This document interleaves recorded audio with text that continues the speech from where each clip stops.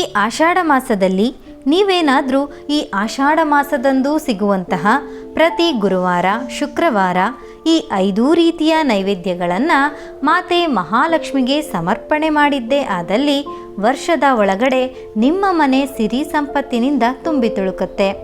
ಇದರಲ್ಲಿ 2 ಮಾತಿಲ್ಲ.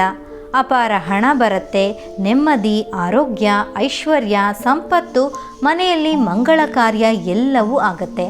ಹಾಗಾದರೆ ಆಷಾಢ ಮಾಸದ ಗುರುವಾರ, ಶುಕ್ರವಾರ ನಾವು ಮಾತೆ ಮಹಾಲಕ್ಷ್ಮಿಗೆ ಸಮರ್ಪಣೆ ಮಾಡಬೇಕಾದಂತಹ 5 ನೈವೇದ್ಯಗಳಾದರೂ ಯಾವುದು ಅನ್ನೋದನ್ನು ಈ ವಿಡಿಯೋದಲ್ಲಿ ತಿಳಿಯೋಣ. ಸ್ನೇಹಿತರೆ, ಪೂರ್ತಿ ಮಾಹಿತಿಯನ್ನು ತಿಳಿಯುವುದಕ್ಕಿಂತ ಮುಂಚಿತವಾಗಿ ನೀವೇನಾದರೂ ಮೊದಲನೇ ಬಾರಿಗೆ ವೀವರ್ಸ್ ಲೋಕ ಚಾನಲನ್ನು ನೋಡ್ತಾ ಇದ್ದರೆ ದಯಮಾಡಿ ಚಾನಲನ್ನು ಸಬ್ಸ್ಕ್ರೈಬ್ ಮಾಡಿಕೊಳ್ಳಿ. ವಿಡಿಯೋ ಕೆಳಗೆ ಇರುವಂತಹ ಬೆಲ್ ಐಕಾನನ್ನು ಒತ್ತಿ ಅದರಲ್ಲಿ ಆಲ್ ನೋಟಿಫಿಕೇಷನನ್ನು ಮರೆಯದೆ ಕ್ಲಿಕ್ ಮಾಡಿಕೊಳ್ಳಿ. ಹಾಗೆ ಕಾಮೆಂಟ್ ಬಾಕ್ಸ್ನಲ್ಲಿ ಅಮ್ಮ ಮಹಾಲಕ್ಷ್ಮಿ ಶ್ರೀಮನ್ನಾರಾಯಣರ ಸಮೇತ ಸ್ಥಿರವಾಗಿ ನಮ್ಮ ಮನೆಯಲ್ಲಿ ಬಂದು ನೆಲೆಸಮ್ಮ ಅಂತ ಕಾಮೆಂಟ್ ಮಾಡಿ. ಅಮ್ಮನವರ ನಾಮಸ್ಮರಣೆ ಆಗತ್ತೆ, ಅದರ ಜೊತೆ ಅದೃಷ್ಟ ಕೂಡ ಪ್ರಾಪ್ತಿಯಾಗತ್ತೆ.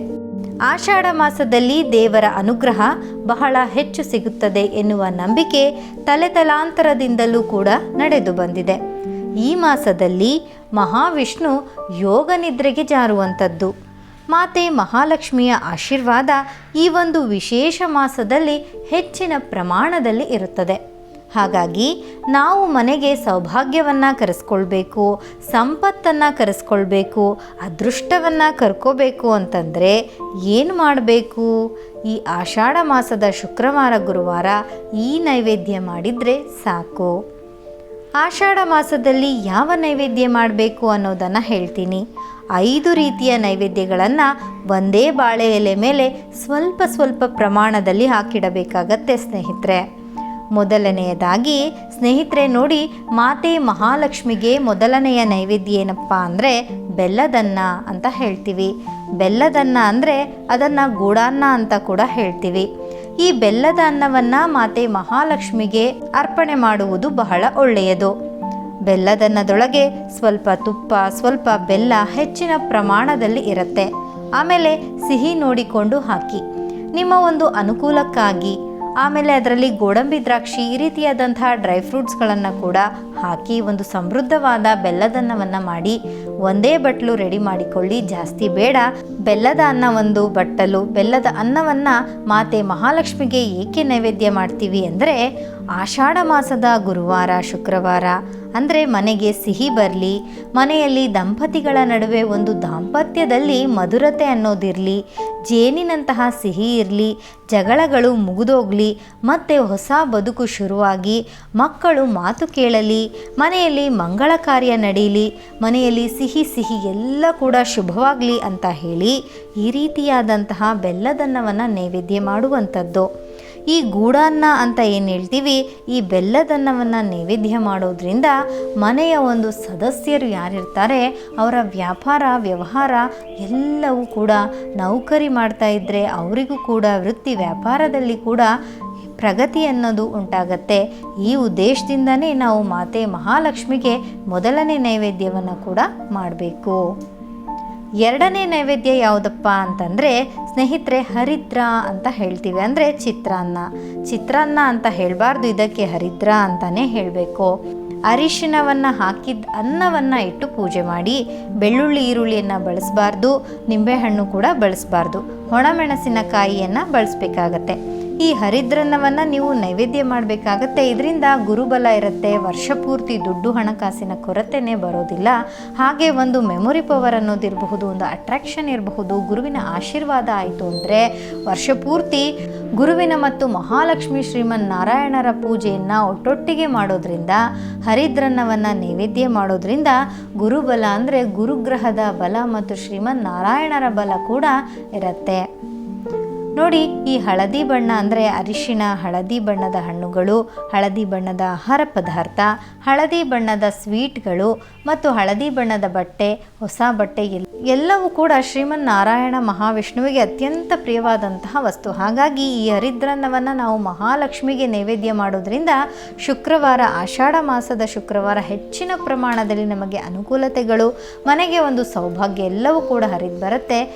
ಇನ್ನು ಮೂರನೇದು ಏನಪ್ಪ ಅಂತಂದರೆ ಮಾತೆ ಮಹಾಲಕ್ಷ್ಮಿಗೆ ನೈವೇದ್ಯ ಮಾಡುವಂಥದ್ದು ಮೊಸರನ್ನ. ನೋಡಿ ಸ್ನೇಹಿತರೆ, ಮೊಸರು ವಿಶೇಷವಾಗಿ ಹಾಲು ಮೊಸರು ಮಹಾಲಕ್ಷ್ಮಿ ಕ್ಷೀರಸಾಗರದಲ್ಲಿ ಸಮುದ್ರ ಮಂಥನದಲ್ಲಿ ಪ್ರಕಟವಾದಂಥದ್ದು.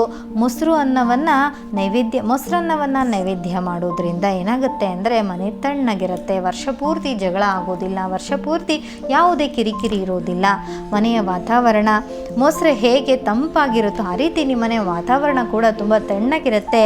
ಮನೆಯಲ್ಲಿ ಸದಸ್ಯರ ಮನಸ್ಸು ತಣ್ಣಗಿರಲಿ ಅಂತ ಹೇಳಿ ಈ ರೀತಿಯಾದಂಥ ಸಂಕಲ್ಪವನ್ನು ಮಾಡಿಕೊಂಡು ನೀವು ಮೊಸರನ್ನವನ್ನು ನೈವೇದ್ಯವನ್ನು ಮಾಡಬೇಕು.